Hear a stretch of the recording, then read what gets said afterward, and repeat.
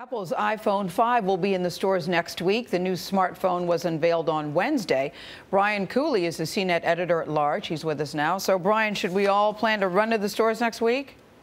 You know, it's funny. Yesterday was kind of the hype event. Everyone's looking for the most amazing new thing ever. And the iPhone evolved. It was not a revolutionary new phone. So there was a little bit of a letdown in some corners around that. But I would point out that when consumers, the same ones who are perhaps disappointed yesterday, go out to spend their own money when their contract is up next, they look for a different set of attributes, which I think Apple did deliver on. Serious improvements, even though they weren't real flashy. Yeah.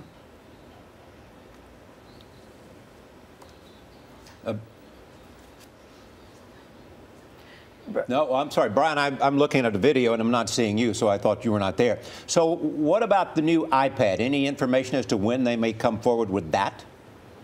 You know, Charlie, we had a very slight expectation that we might see the new iPad yesterday, and obviously we didn't, and that wasn't a big letdown or a left turn. We would expect it perhaps in October. Apple has pressure now to release something smaller and more affordable. The iPad is still a very expensive date at $500 and up.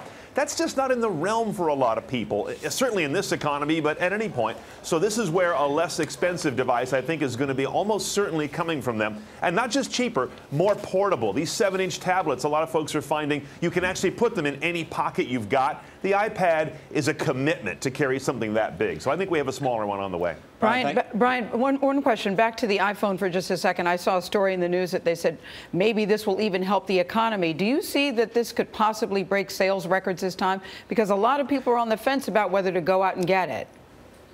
You know, here's what's really happening is the iPhone is going to possibly be the biggest iPhone Apple's ever had. Not so much because it was such an amazing increment yesterday. It was a nice solid improvement. But because Apple is building into an increasing smartphone market around the world. We're only at about maybe 40% of cell phone carriers globally have a smartphone. That's a lot of conversion headroom to get those folks to get rid of their flip phone and buy a smartphone. That's really a lot of running room for Apple and the Android phones, and also some burgeoning Microsoft Windows phones. So I don't know that Apple's going to have a huge mission increase, but there's a lot of tide that'll float all boats.